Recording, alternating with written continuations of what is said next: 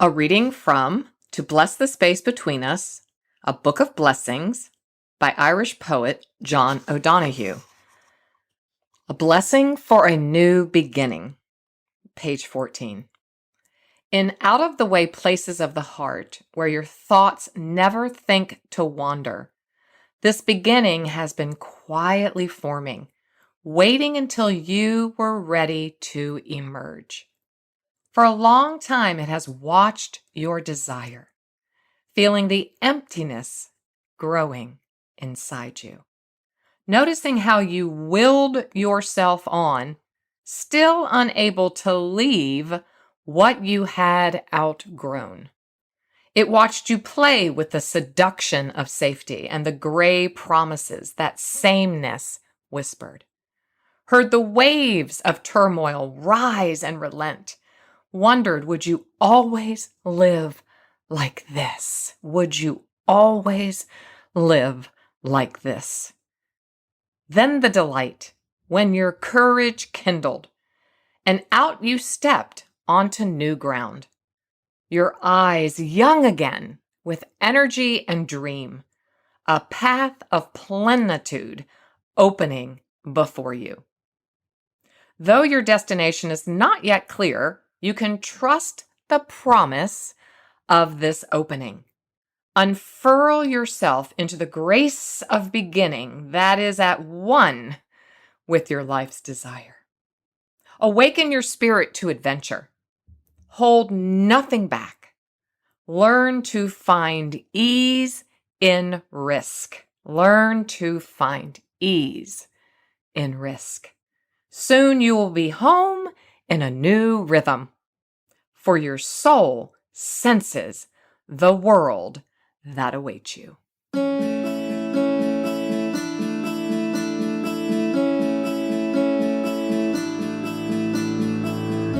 Sometimes the story we tell ourselves is not really true.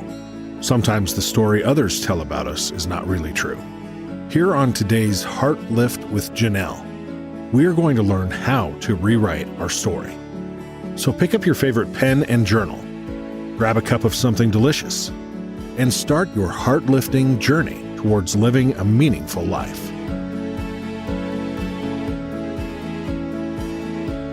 Oh, welcome back to today's Heartlift with Janell. We're here in part 2 of walking through Tool 5, Speak Healing Words to Your Future, in my new book, Stronger Every Day, 9 Tools for an Emotionally Healthy You.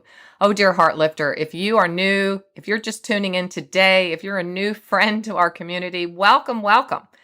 Be sure to get a copy of Stronger Every Day, 9 Tools for an Emotionally Healthy You, available everywhere, so that you can live into this beautiful poem, this beautiful blessing by John O'Donohue for a new beginning. I just love when he says, though your destination is not yet clear, you can trust the promise of this opening.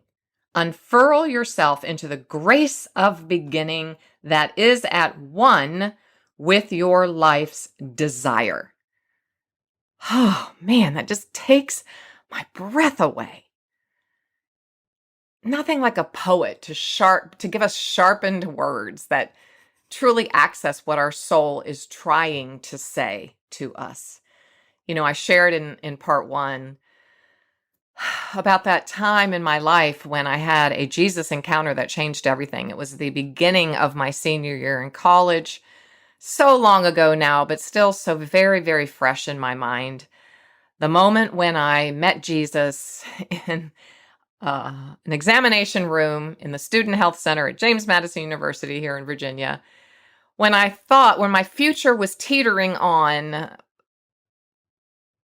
a pregnancy test, teetering on the positive or negative sign, teetering on the words that the doctor would speak to me when he comes back into the examination room after I've had my test. For the life of me, I can't remember if we even had pregnancy tests available at drugstores back then. I just don't remember. For some reason, I was in the infirmary. I was there. I was taking a pregnancy test. I was scared half out of my mind.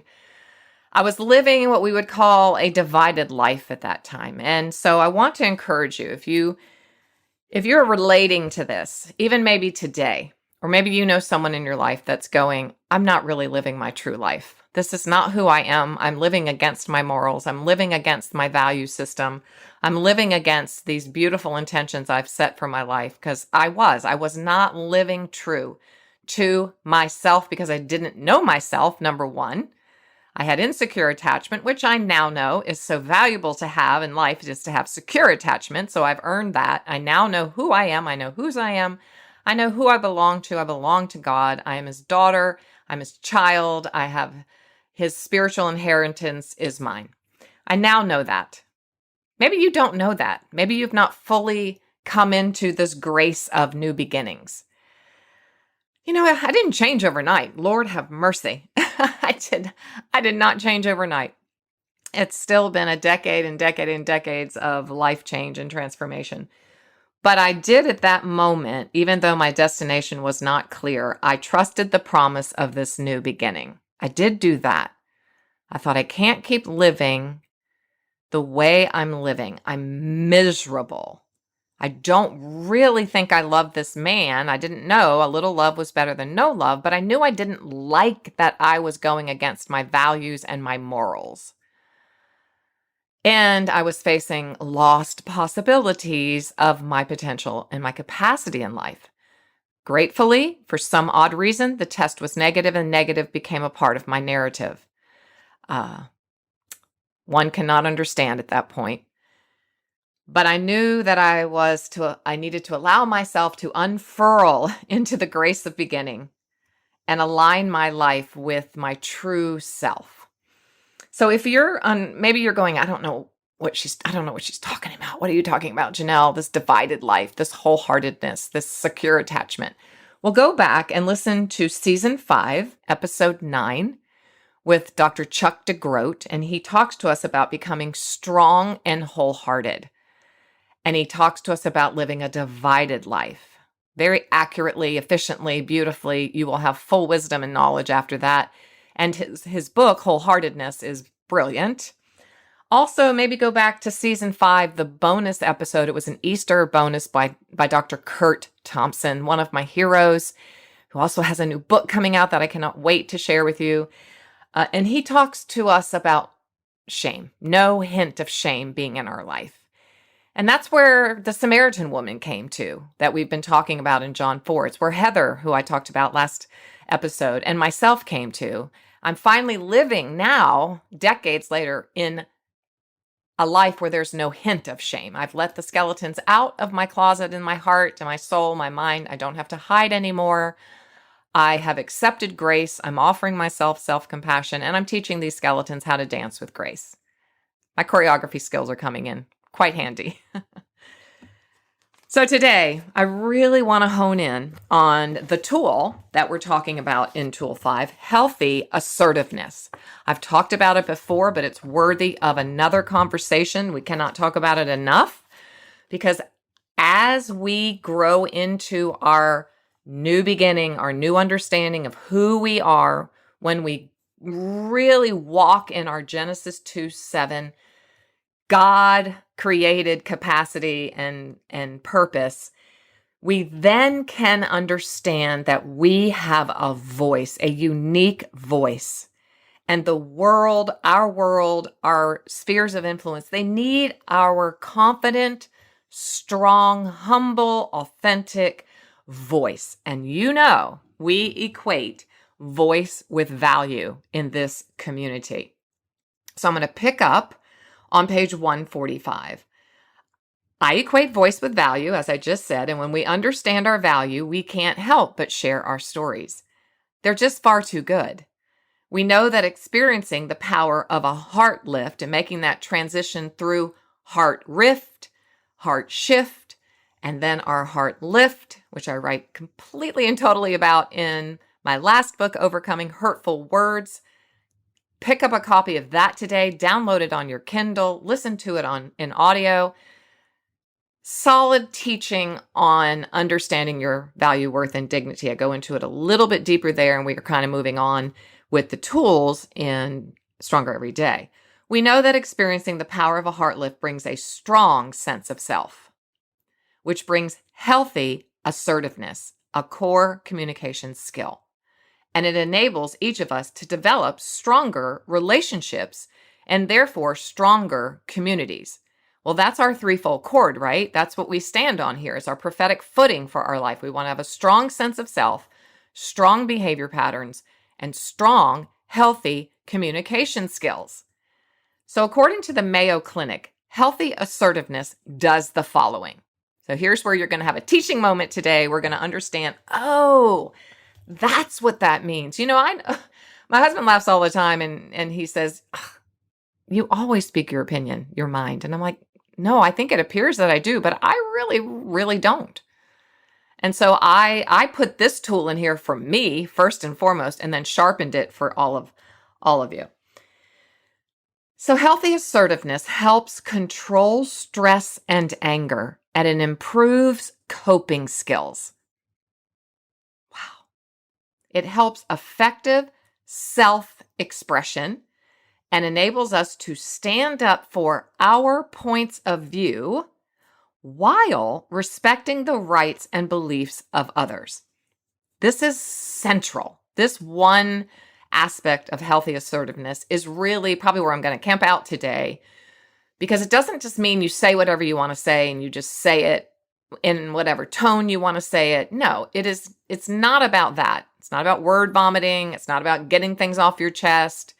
It's about being able to effectively self-express and be able to speak our truth in love, as Paul tells us to do, while respecting the rights and beliefs of others.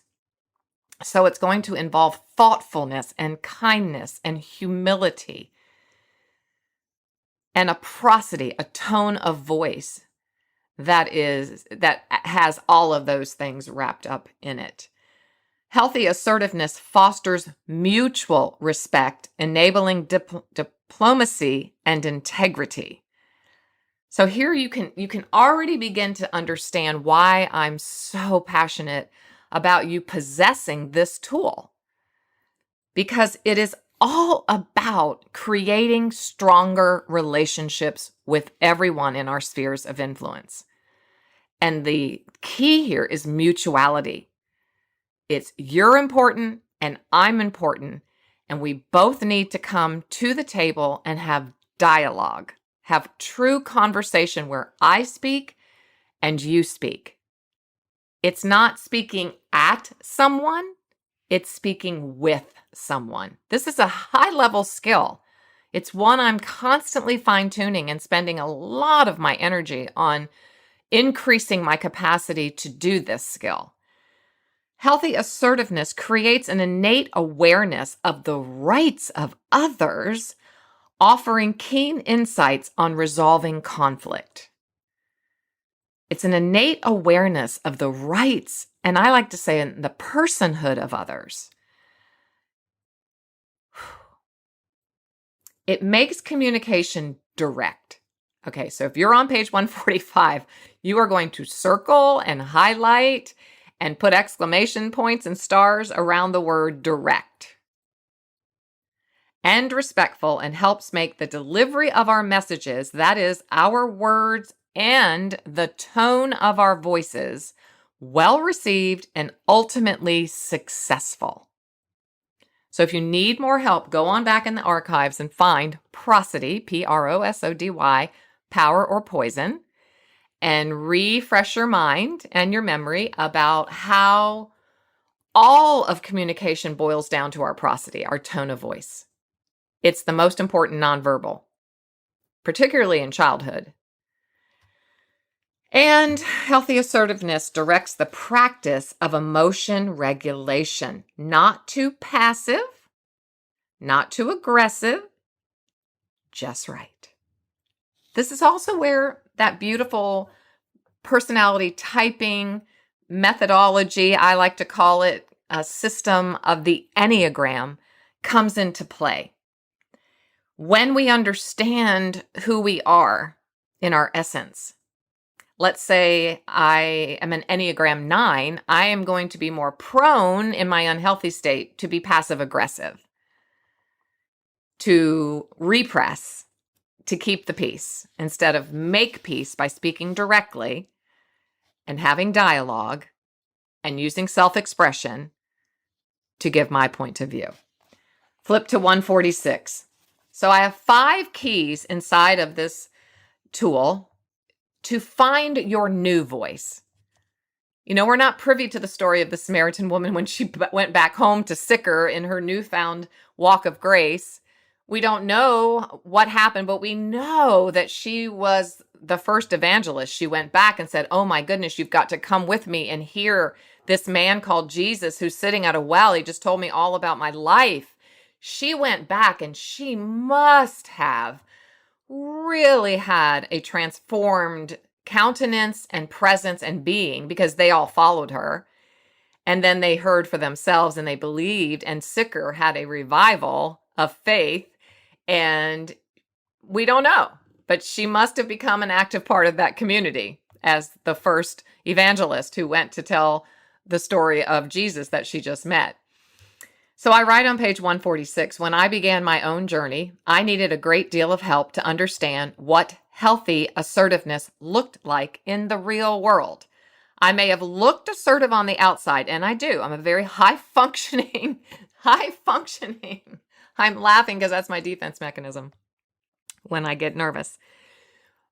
But I'm a very high functioning, deeply anxious human being. But I often find myself feeling timid and afraid to say what I want or need. Now, I'm an Enneagram 2, and I would be called the helper. I would be called the one who's going to just value relationships over everything. And I would also keep the peace, like a Enneagram 9, instead of making the peace, by using my voice wisely. But I'm learning. And I found this to be true within my own family. Little Miss People Pleaser, which I was, became Little Miss Husband Pleaser, Little Miss Children Pleaser, and even Little Miss Church Lady Pleaser. I didn't want to be rejected or misunderstood or left out. God forbid. I wanted everyone to be happy, even at the cost of my own emotional health. And sadly, I thought I could fix everyone. And you know how I have a real aversion to that word fix, F-I-X, because we can't fix anything. We are told in the scriptures to fix our eyes on Jesus, the one who can change everything. So I've had a couple really serious, awful moments in my life where I was in the middle of a mess trying to fix everybody and everything. And in fact, I made it much worse. But it was also eye-opening. I continue, sometimes writing a new narrative is daunting. You may ask yourself, am I up to this? Does it even matter? Is what I'm doing making any difference at all? The answer, yes, yes, yes, yes, yes. Yes, yes. Every step you take towards becoming a woman or man transformed by a Jesus encounter, embracing authenticity, embracing the real faith Jesus Christ offers us, embracing truth, embracing humility, embracing honesty, embracing love. Yes, yes, yes. Keep moving forward. Much like encountering a new country, a new narrative requires learning a new language. And that's what Stronger Every Day, this book is about. It's about learning the new language of emotional health and mental wellness, about learning the new language of integrating mental health practices with our spiritual life.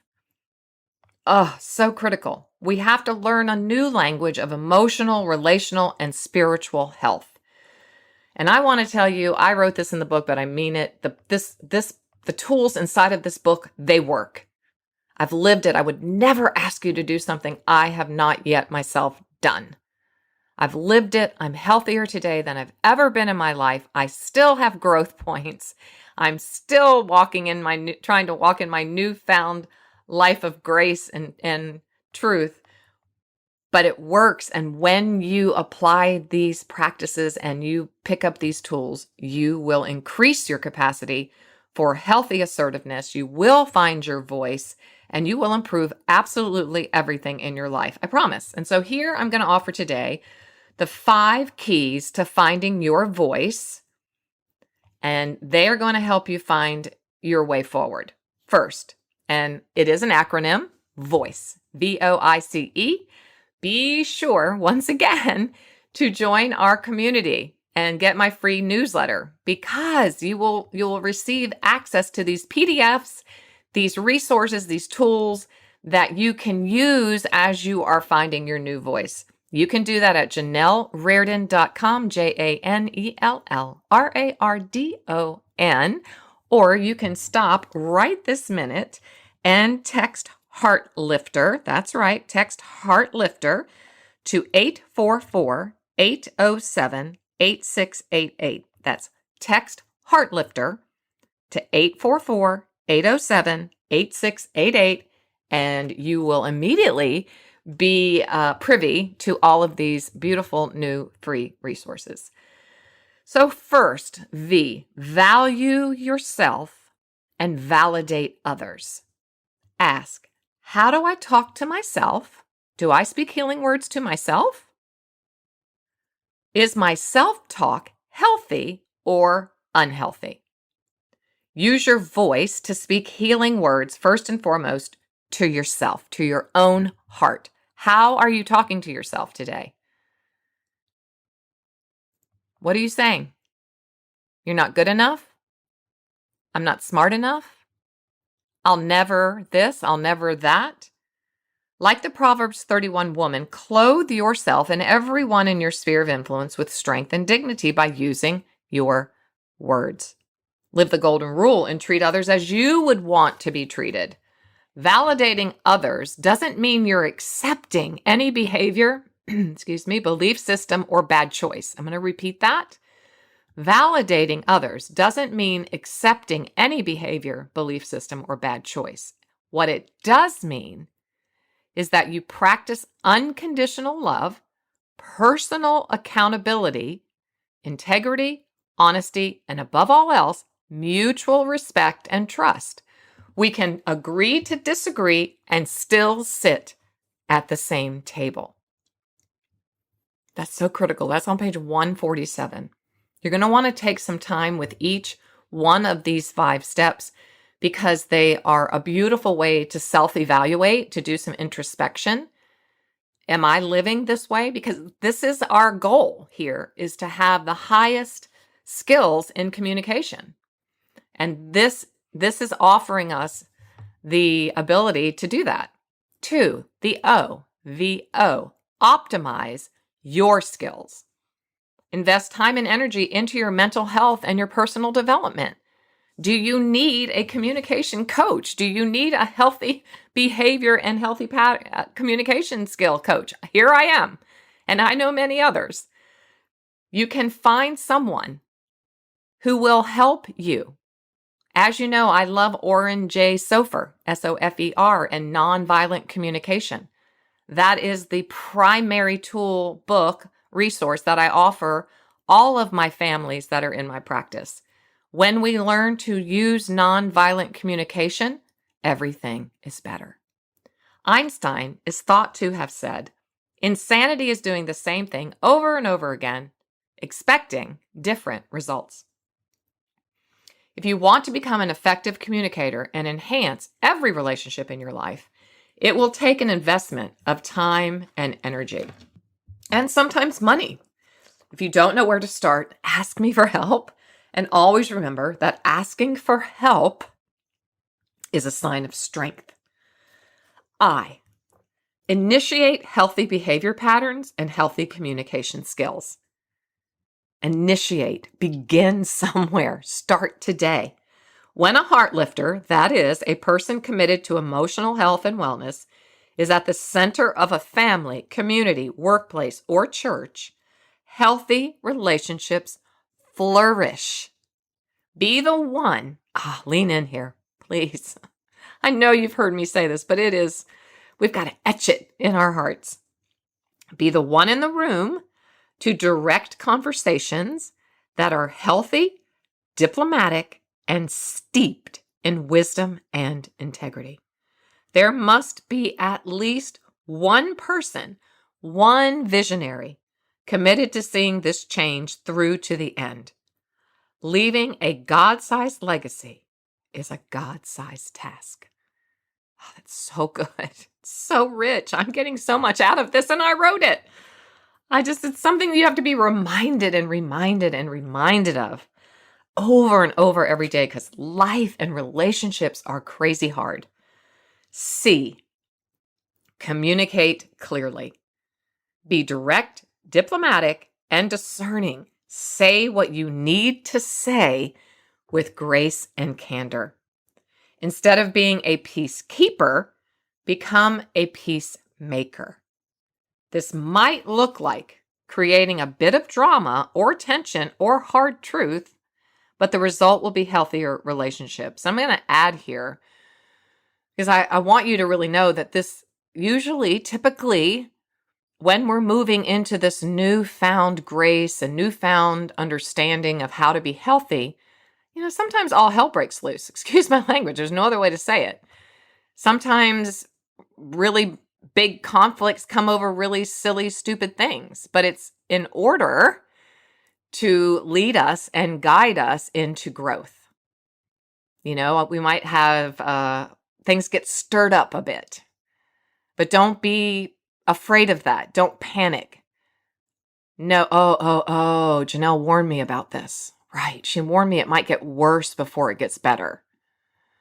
She warned me to make sure that I am really putting these tools close to hand, putting them on the refrigerator. Put the 5 steps to finding your voice on the refrigerator or somewhere, your mirror, where you can see it every day and go, oh, yeah. Janell warned me about how life could get really hard, but it's in order to heal and help me grow.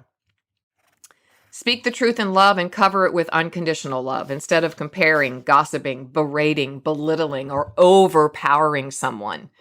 Use your voice to increase the value, worth, and dignity of others, and to create a healthy atmosphere in the room or space where healing conversations take place, especially the hard ones. No finger pointing. No blaming or shaming. And if at all possible, bring strength, not sarcasm. 5th step and final step, E, energize the room. Nothing sucks the life out of a room like unhealthy communication. So steps C and E go hand in hand. As we develop the skill of communicating clearly, we will energize the room. We all have energy, and I'm not being woo-woo here. The Holy Spirit is filled with energy and brings energy to us. So when I walk into a room, what energy am I bringing into that room? Am I bringing the dark cloud of negativity? Or am I bringing the hopeful, fluffy white clouds of optimism and joy and clarity and peace? As we develop the skill of communicating clearly, we will energize the room. Proverbs 14:1 became a great watchword for me. The wise woman builds her house on a foundation of godly precepts, and her household thrives.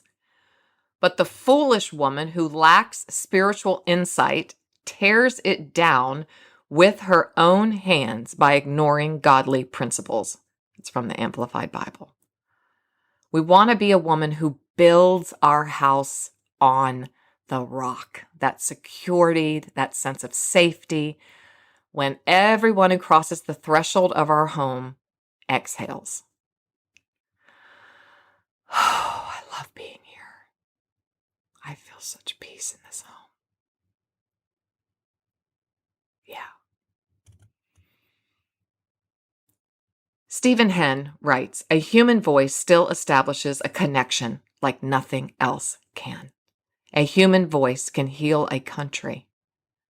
Simply listening to someone tell their story can fill you with empathy and compassion. It can lead to forgiveness. Think of everything you learn by listening carefully to someone talk. Often you can guess their age and their gender, maybe where they grew up. Often you can feel the emotions they feel, their happiness, their fear, their love. Imagine what it must have been like to the Samaritan woman sitting at that ancient well. Jesus' voice, his prosody, his tone, his presence changed her. And it changed her community forever. I like to think that Jesus' voice must have been warm and welcoming. It must have been gentle and kind. It must have been strong and trustworthy. He made her feel safe and secure and spoke words that looked through her eyes and into her soul. Heartlifter, we have that same power and potential within our grasp. Today's challenge, this transparency challenge, is will we use it wisely? Will we speak healing words? This choice is completely ours.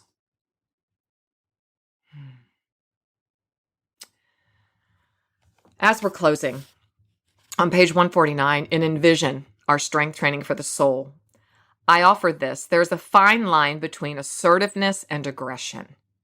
Assertiveness is being forthright about your own wants and needs while still considering the rights, the needs, and the wants of others. That's that really important point. Assertive people are self-assured, confident, and empathic. But aggression is doing what is in your own best interest, without regard for the rights, needs, feelings, or desires of other people. Aggressive people are selfish, self-gratifying, and egocentric. While practicing assertiveness, I just want you, to keep these points close in mind. Page 149, these are questions you can answer on your own, in private, under the tree, sitting on a bench when you're really seeking God and you're taking this transparency challenge to heart. God, I want to be my very best self. I want to live into the grace of a new beginning. Ask, am I stating my point of view or request directly, diplomatically, and clearly? Am I practicing discretion and awareness of timing? Maybe we'll come back and do a whole episode on the timing of our words. I think we will have to do that.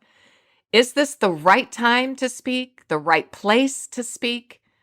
In my life, I have to lean in hard here. This is where I also grow the practice of discernment and discretion in my life. When do I say this to this person? When? How? Where? There is a kairos, God opportune time to say the right thing. Am I speaking from a calm, centered place? If I'm not, I need to get quiet and spend some time getting there. Do I need to take a deep breath and find a few minutes to get to a calm, centered place? Am I listening between the lines so I can actually hear what is being said? Just notice for a day when people speak over you or speak at you. Man, I am so guilty of doing this. So I pay such close attention, even if I have all the answers, or if I know that what I have to say is better than what someone else has to say. It doesn't matter. And tooting our own horn goes in here, right? Think of a conversation you've had with some new person that you just met. Do they start just tooting their own horn instead of taking a breath and really truly welcoming you into the conversation? Hi, how are you? I'm so-and-so. And who are you? And where are you from? And tell me a little bit about yourself. I love that my Pastor Jim used to tell me, sit down with someone and go, just tell me your story. I want to hear your story. Tell me where you are in life. Instead of just beginning to toot your own horn or shout off your own wisdom or fix things. Wow, I've been so guilty of that in the past, and hopefully I'm better. Hopefully I am. And hopefully I have people around me now that are going to hold me accountable.